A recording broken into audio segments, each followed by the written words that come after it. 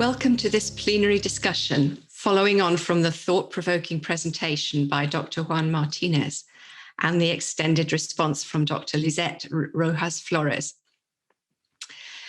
This is the opportunity to engage with our speakers in more depth through raising the questions that this exchange has stimulated.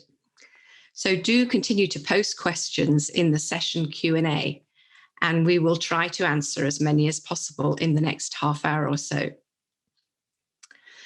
So in this conference, we're making connections between migration, transnationalism, and mission. Earlier, we heard from Drs. Flores and Salvatierra about how migration into Los Angeles spawned new religious movements of conversion and transformation. Just now, we heard from Drs. Martinez and Rojas-Flores about how faith communities are sources of strength for migrants, and how churches have a role in giving vulnerable children a secure identity in Christ. Dr. Martinez highlighted the in-betweenness experienced by Latinos or Hispanics in the United States. Although the majority of Latinos were born in the US, and many families became part of the USA by its expansion rather than by migrating across a border, they're all lumped together as migrants in the popular mind. Many are, in fact, transnationals. They live between the US and Latin America, sometimes physically, but mostly culturally. They do not fit US racial categories. And Latino Protestants are doubly marginalized because the majority of Latinos are Catholics. So Dr. Martinez examined the evolution of Protestantism and Pentecostalism as part of the assimilation processes that are reshaping Latinos in the US and also impacting wider US society. Dr. Rojas-Flores explained to us how migration, which is often a traumatic process for Latinos due to anti-immigration policies, impacts the health and well-being of children, especially. Children growing up in in-betweenness face exclusion and social inequality, and often live with the uncertainty of their or their parents' legal status in the US.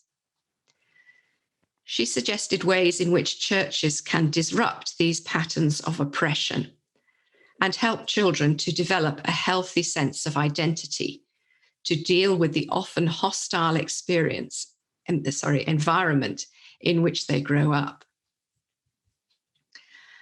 So I'm delighted to be joined by Dr. Flores, and we're hoping that Dr. Martinez can soon reach us as well. So, Dr. Flores, I wondered if you could say a bit more to start the discussion, and while we're collecting questions from the audience, I wondered if you could say a bit more from your knowledge of the psychological research.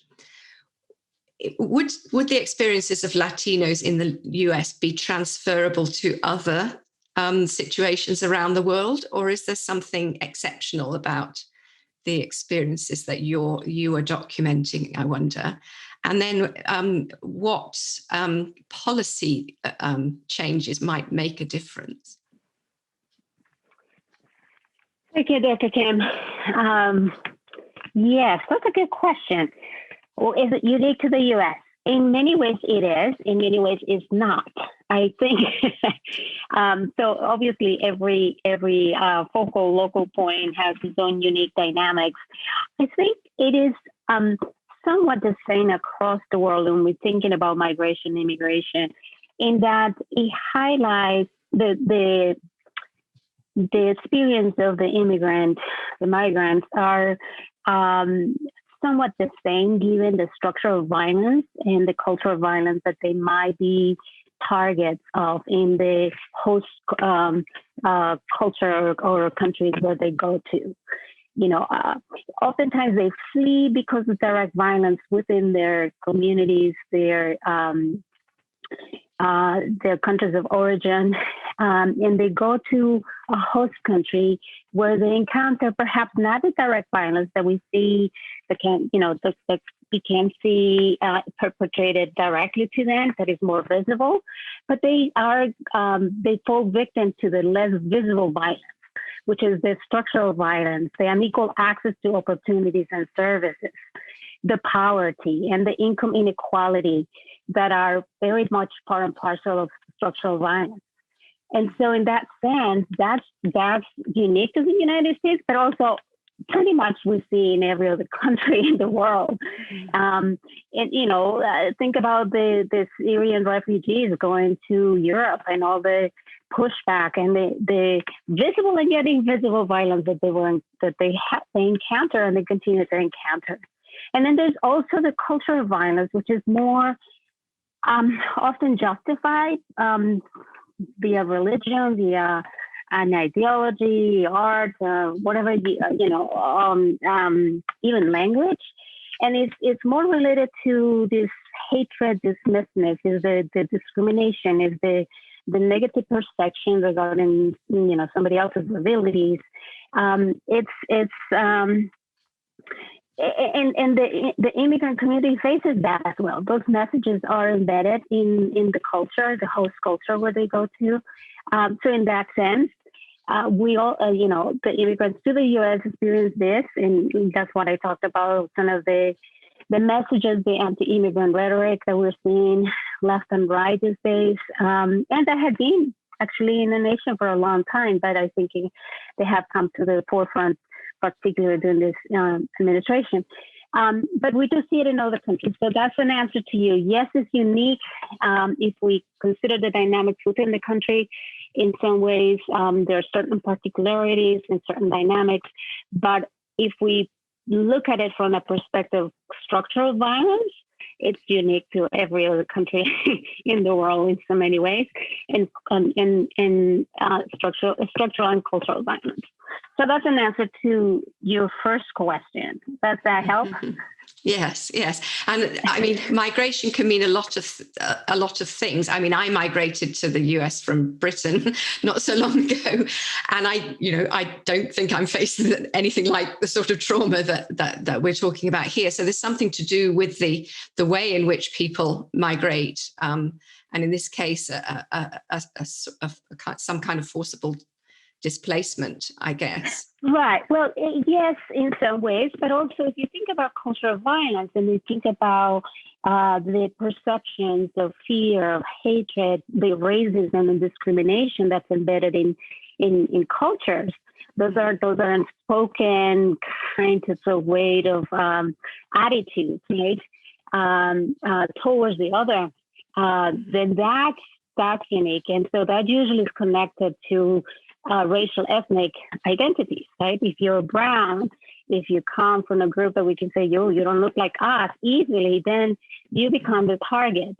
And so, yes, I think even among the Latino community, and Dr. Martinez mentioned this, if you're a person who is of a lighter color skin and you blend easily and you can't pass as an American or as a Caucasian or as white, then you don't feel to some extent as much the brunt as if you're a person of color, more visible, more brown, those kinds of things. Migration stories do have something to do with that, but at the same time, we do have the whole gamut. We have folks that are coming in from low socioeconomic backgrounds and with poor education opportunities in their original countries, and so they are much more visible, perhaps. But we do have, in terms of targets, but we do have folks coming from other countries that are coming with, well-educated backgrounds. The South American community, for instance, many countries are coming in, and they're not necessarily taking the same path as some of the Mexican or Central American folks. And so it's part of that, but I think more so has to be related to the culture of violence and the attitudes towards the other from the community than the migration experience itself. Mm. So then my second question is about what kind of policy changes are you looking for? And how might Christians perhaps be able to put pressure, if we're able to put pressure on governments, then what would alleviate some of this dreadful experience that people are being put through? Well, I'm a firm believer that the church has to be in many ways political and very outspoken about social policies, especially if we understand that they are part and parcel of structural sin, right? Structural violence and equal access to opportunities and all those kinds of things are things that Jesus was very clear about. This is not acceptable. We need to, as a people of God, set an example and be very vocal about it. And so, let's talk about now. With the current administration, we have over 400 new immigration policies that have come into place in just this administration. It's going to take us years to undo many of those anti-immigrant policies that have come into effect. But I think this is why I'm saying the church is well poised needs to be very much embedded and understanding of what's going on, not to put their heads under the sand like an ostrich kind of thing, and not see the less visible violence that's going on, the structural violence. So we need to be very informed about what these policies are doing and how they're impacting the church directly, but how they're impacting the new generation in the church. And I think we need to be very spoken about it. And this is where the body of Christ is fantastic, because, some might have a passion to advocate more for younger kids, to adults, to parents, to the church itself, religious issues and this kinds of things. And we need to be able to speak to all of them. The policies, for instance, like the public charge policy, which is designed to deter the immigrant community from accessing what we call means-tested services, meaning if you are under a certain level socioeconomically, we know that kids need support, that they thrive better if they have good quality education opportunities or food, basic nutrition, right? And so that is, no one can contest that, and that's why the government has set up these policies to support the most vulnerable in the community. But with the public charge rule, which is a new rule in this administration, well, it's not new, it's been around, but it's been taken to another level. What it said is that a parent who is here in the States and wants to access any of those services may get penalized, and they might not be they will not be allowed to become citizens. So what's happening is that it's creating all kinds of confusion. And so some of these kids that are the sons or daughters of these immigrants that might benefit from these kind of services are not, the parents are not tapping into those services out of fear of being penalized and being blocked from becoming citizens, or just from misinformation, thinking that they're going to be deported. So that is structural violence. That is sending messages that are oppressive, that kind of keeps and that does not allow equal access to opportunities, and that trickles down to kids and through generations. So that's my example. That I think the church really needs to be very much aware of what's going on with policies, and I know it can get a little bit overwhelming. This is why we all need all hands on deck to be aware of what's going on and to be advocate, because I think there are very clear biblical mandates to standing with the poor, and standing up and advocating against, fighting against structural sin. Well, yes, thank you. And one of the questions that's come through directed to you particularly is that about the church assuming responsibility to affirm ethnic identity, and the questioner is pleased about that. But how would you include their faith as part of their identity? Is the question, and how do you integrate those aspects of faith and politics and identity and some of the things that you've been talking about? Yes, and I think, it's, we tend to separate our different dimensions, right? The spiritual and the church, and the political, and and the health and well-being separate from other things. And to me, it's all one part of the same, right?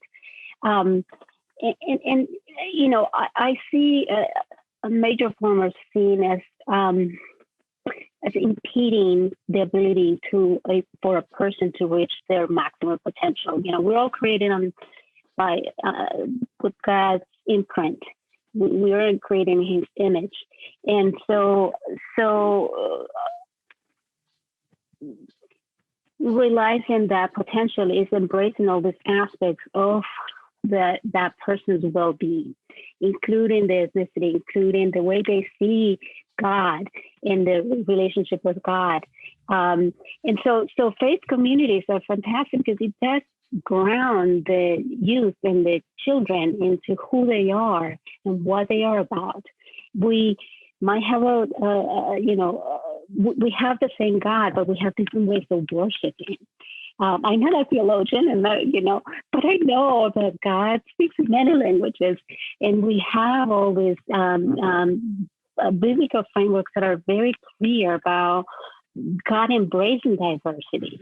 And so I think the church helping youth embrace their own unique identities and own it and be proud is a fantastic gift of empowerment, of reaching that potential, rather than succumbing to thinking that they are of no worth or no value in the society, that because they might have an accent or they might look different, that they have no value. But I think that is a gift that the community of faith gives back in embracing that aspect of their difference as value, as part of their unique contribution to the church, to the voice of diversity, to the love that God has for all different communities in globally. I think I'm rambling a little bit, but so on that question of language, which you raised, right. There's a specific question about what research is available on various approaches to generational / language diversity amongst Latinx congregations. Do you know of any research on that? I do not. Maybe we need to ask that to Dr. Martinez, or the questioner can ask it more specifically to him. Sorry. Exactly. What I would say is that, we have communities of faith, Latino communities that are much more first generation and that are mostly Spanish speaking. But even within the Spanish speaking churches, we find that the new generation are speaking English and Spanish. And so churches are having to maneuver both languages in service. And then we have the bilingual and only English speaking churches that are with second, third generation Latino here in the States, and Dr. Chow can speak to that. So, I think that is a good example of how you can, there's a place for everybody, but we need to own it, right? I cannot bring a third generation Latino young person into a first generation church if he or she cannot speak Spanish and has a different way of seeing the world. But I can definitely help him or her understand the different pathways in which we are, but they're all again grounded under the same recognition that we have worth in before God, and we all bring unique perspectives to our faith and to our community. So you are giving us insight into the complexity of this kind of thing. I mean, Latinos are half the population of LA, and extremely diverse. There are questions about this concept of in-betweenness that Dr. Martinez used and you picked up on. And the first, there are two of them, I think we could take them together. What is the missiological significance of Latinos' liminal life and spiritual formation in the US is one question. And following on from that, how can the church cultivate this liminal phenomenon into a creative space for mission? And then the second question around in-betweenness and liminality is the questioner understood that the issue of in-betweenness is due to lack of Christian identity. And if so, what's the ideal way to encourage them to find their identity? Perhaps some clarification might be necessary. Right. So help me, remind me the first question again, the liminal phenomenon. Was about the missiological significance of Latinos' liminal life and spiritual formation in the US, and how the church can cultivate this liminal phenomenon into a creative space for mission. All right, that's a good question. I do wish Dr. Martinez was here. Yes, well, I might be able to say something on these as well, but you go first. Right.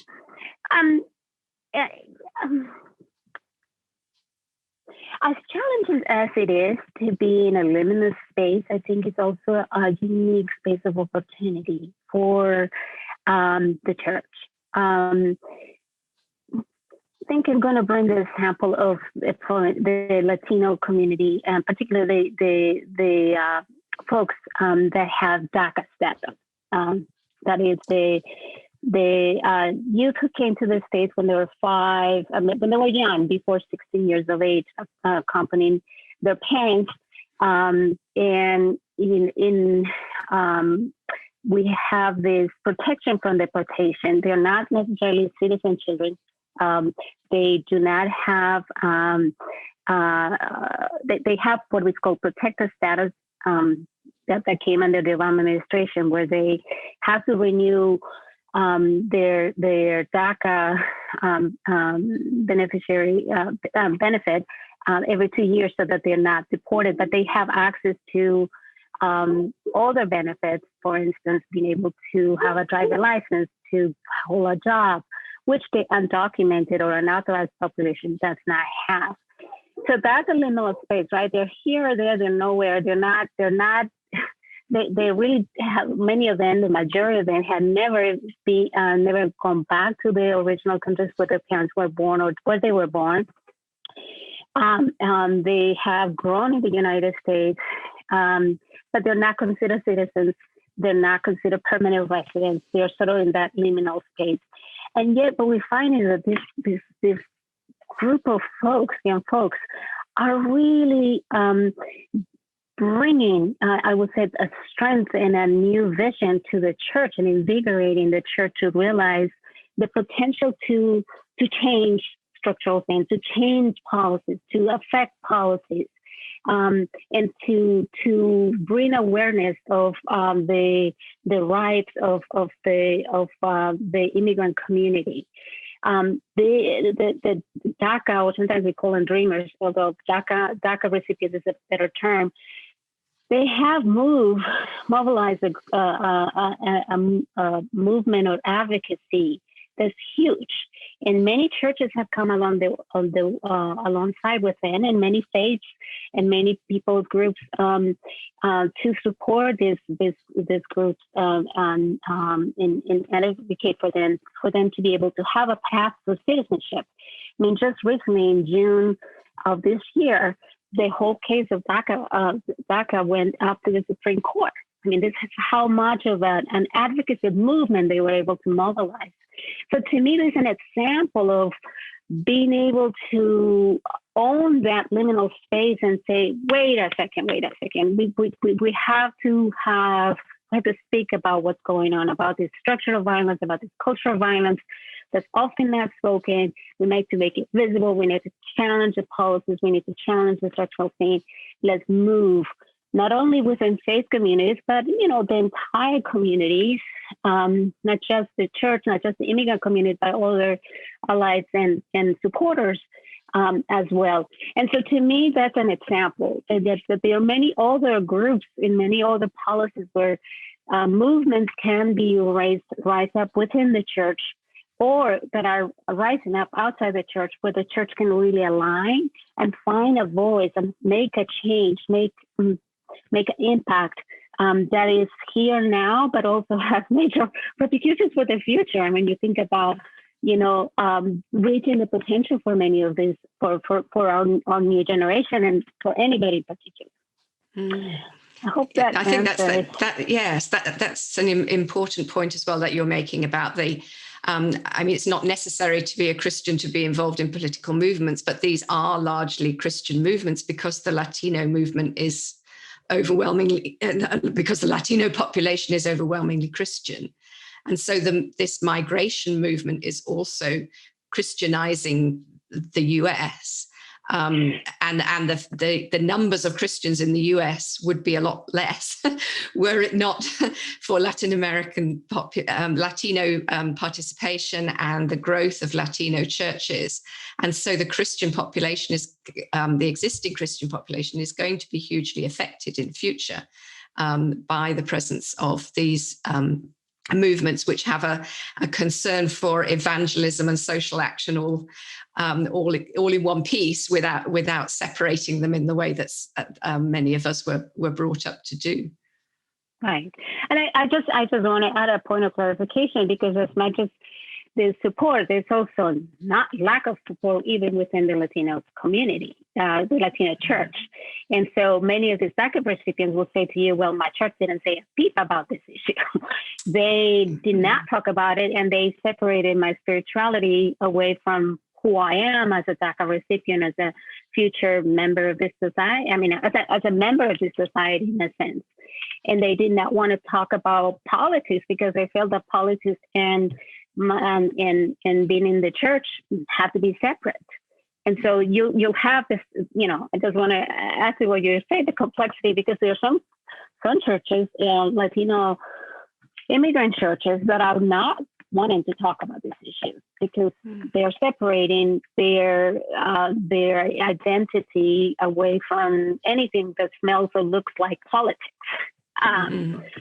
So that's another issue. Yes, it's a fine line to tread, isn't it? And especially when you feel vulnerable within the country as well. There's a couple of questions that could also be put together. One is about assimilation. As assimilation seems to put most of the responsibility on the minority culture, are there examples of mutual integration that share the responsibility between the host culture and those people who are immigrating? So that's one question.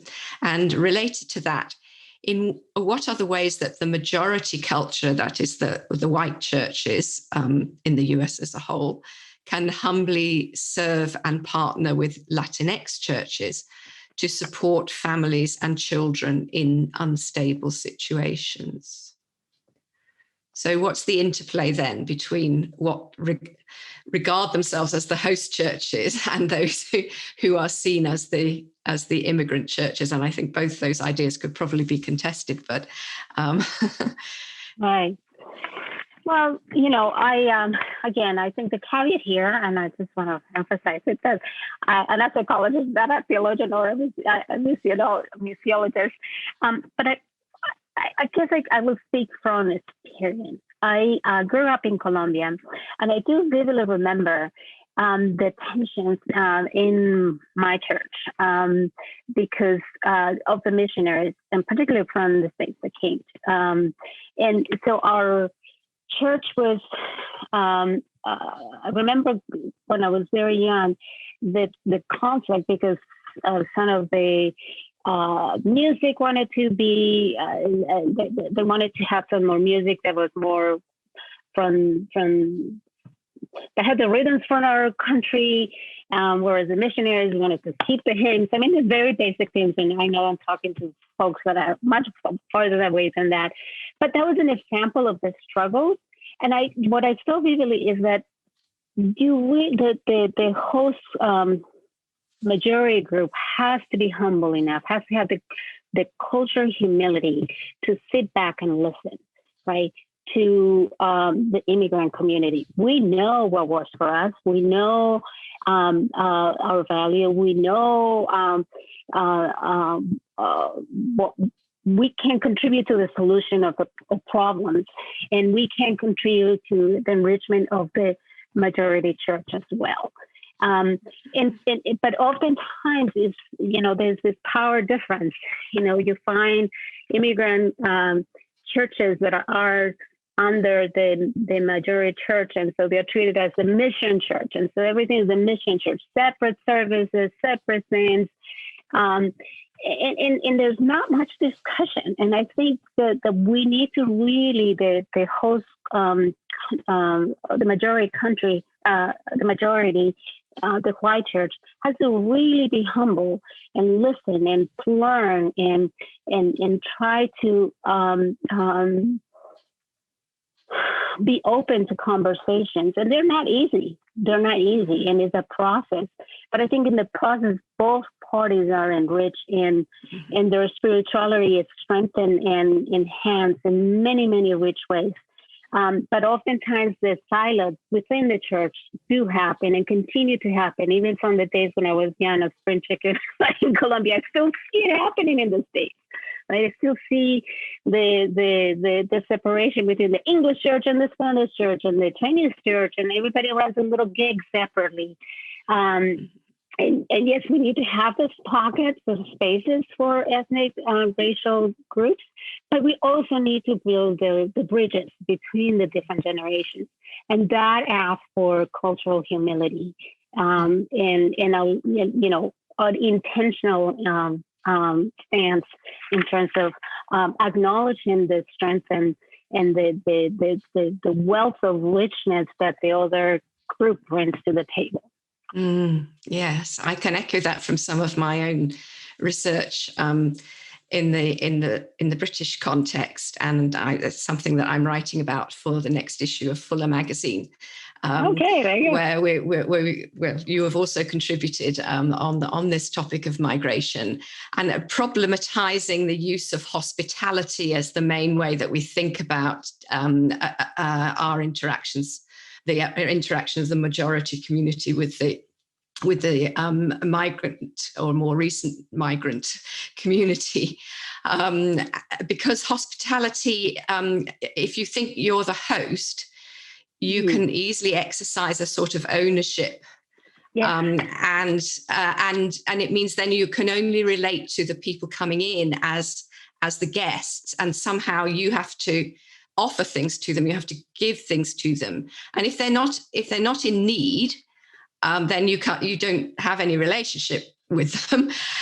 But also, you're not really expecting to receive from the guest, or at least not where I come from. You're kind of embarrassed if the guest brings a gift, because you feel that you as the host have to be the one who gives. And I think if we think about Christ as the host, and that all things belong to God, the earth is the Lord's and everything in it, it might help us to get over this difficulty of feeling that we're the ones that have to provide all the time, and the more immigrant community is the one who needs to learn from us or take from us or whatever. And so in my studies in the British context, I was looking at the Korean churches in a borough of London, and I was asked by the Anglican bishop of that borough, Church of England, to look at the relationships between the Church of England clergy and churches and the local Korean congregations. And many of them, the clergy that I talked to, seemed to think that the Koreans really should join the English churches. And then when I pointed out that there are Anglican churches in Korea, the kind of contradiction of that didn't seem to understand that. So they wanted to kind of embrace everybody who was coming in, But the Korean community especially has its own very special Christian spirituality and way of doing things.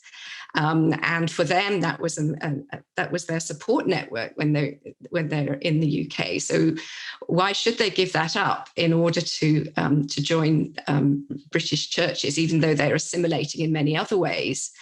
That area of life, I think, was particularly dear to them and a source of their strength while they were away from home. And also the Korean community particularly wasn't asking for anything from the British churches. On the whole, they were well provided for. So then church leaders didn't know how to engage with them. They were just happy to take the rent that they were paying for using the church building, and they didn't know how to start relating, or else they didn't feel that they had anything to learn or gain from the Korean congregations. The churches that were doing best were the ones that had heard about the growth of Christianity in Korea and all the exciting Korean missionaries and all the exciting things that were happening, and really felt that they had something to learn from those who were coming in. Yeah, I hear you. So there's another question which is directly to you about and at the heart of your research around children and adolescents. And it is, how does the formation of ethnic and faith identity interrogate racial boundaries for children and adolescents? How does the formation of ethnic and faith identity interrogate racial boundaries for children and adolescents? Okay, I'm not quite sure what they mean by racial boundaries. I think I'm going to try to make something, and not exactly. I wish I could clarify more the question. But let me just put it this way, at least what I understand. Our nation right now is living a major racial crisis. Right? We have multiple crises going on. We have the health crisis of the pandemic. We have an economic crisis, and we have right now this racial crisis going on. We see the police brutality against our brothers, African American community in particular, but the Latino community is part and parcel of that community as well. The brown and Black community is the ones getting hit by police brutality. And I think that has, at least with the young population, the racial ethnic population in the United States, the brown and Black folks are really aware of these racial ethnic divides in the country, the inequalities that are going on rampant. And our youth and our children are dying to have these conversations in spaces that are safe, in our churches. Our families, particularly the African American community, the parents know they have to have serious talks with their kids about, especially adolescents when they're driving, to be safe, to not talk back, to kind of calm down, to contain themselves. Otherwise, they are at risk of getting hurt. Many Latino communities are having to have the same talk, depending on where they live. Perhaps to a less extent than the African American community, or depending on the racial background of that Latino group, because we have African American, Afro Latino folks that often we don't talk about even in our own groups, that are having the same kind of issues that the African American community is facing very, very vividly. So my perception is that our young population is dying to have this kind of conversations within the church, and that part of really embracing that ethnic racial identity is also talking about what's happening in the here and now, right? What's happening in our context, what's structural violence, what's structural sin, and how is the church standing against these kinds of issues? What's the church and what's the biblical message that is positioned around these kinds of issues, and oftentimes they're not talked about from the pulpit, right? And I find this is a tendency in many migrant community is always kind of looking for the future, what God is going to bring for us in the future. But we're here in the here and now. The kingdom of God is here as well, right? And we need to move the congregation to talk about the here and now, that the difficulties adjusting, the social and political and cultural violence that's going on, and how we how the youth can be empowered and assure that God cares for them, that they no matter the color of skin, and in particular in times of this. And I'm not sure if that's answering the question. I wish I could have clarified that a little bit more. But for me right now, that faith and racial ethnic identity it's urgent that we address it within the church because of the moment in time in which we live. And I think if we don't do anything, history is going to come back and bite us as a church and say, why didn't the church say something about what was going on at this moment in time with this racial crisis? If we don't speak, I think we're going to be held to judgment for not actually doing something or speaking against these kinds of structural things that are going on. And your point that the racial makeup of the US affects Latinos differently according to their own racial background. It was confusing for me moving here to have forms to fill in where Hispanic was an ethnicity and race was something else. It seems to me that the next people may have entered as Hispanics or Latinos, but especially for the second generation, more assimilated into the US also means more assimilated into the racial categories of the US. Right. Is that right? Yes, but it's more complicated than that. I mean, within the Latino, we were conquered by the Spaniards. And we have many ethnic groups. We have indigenous groups. We have Afro-Latino groups. We did have African slaves that were brought to Brazil and to Colombia, and they became part and parcel of the community. And so what you have is a whole range of racial ethnic identities. Is not just a brown color. We do have the whole gamut of colors. Yes, exactly. And so I think that speaks to what you're talking about, that when we come here, you have the whole spectrum. We have racism within our own Latino communities, and it's bad and is vivid we can see it in many of our countries. Sometimes we don't pay attention as much to it. But I think, and again, that's something that needs to be talked about also within the church, that we're not exempt from racism or discrimination, that we ourselves are sometimes being raised amongst ourselves based on the skin color. So this racial crisis that we live in is also lived within the church by the inheritance that we bring, that culture of violence about discrimination and racism that we bring in from our culture into this culture that also has a very systemic system of that's racist and oppressive. And so we need to talk about these things, right? And help our youth and understand, yes, we have been in our countries and we are here and we're in the systems, and how do we break away from that? And what does the Bible have to say about this? And how can we confront this culture of violence that's so embedded in our systems and our attributions and our beliefs? And we need to peel away from, and disentangle all of that to find the true core of who God made us in His image.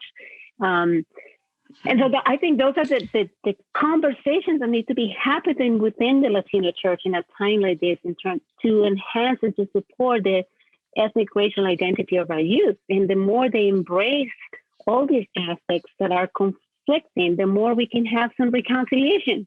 If we don't talk about it and dismiss this complex issue, we're not going to achieve peace.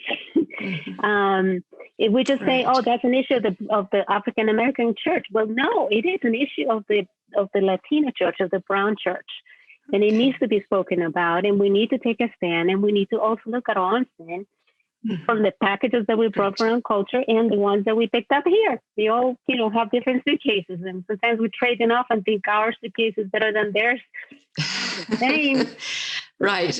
And yes, an excellent point to end on, that we all need to learn from each other and hear each other in this situation. And I must say that we have some feedback that how well you have answered the questions, and how your sense of urgency to address these issues is really infectious. And I feel it too. So thank you very much indeed, Dr. Rojas-Flores. Absolutely. Thank you. We also thank Dr. Martinez, of course, whose presentation stimulated this discussion.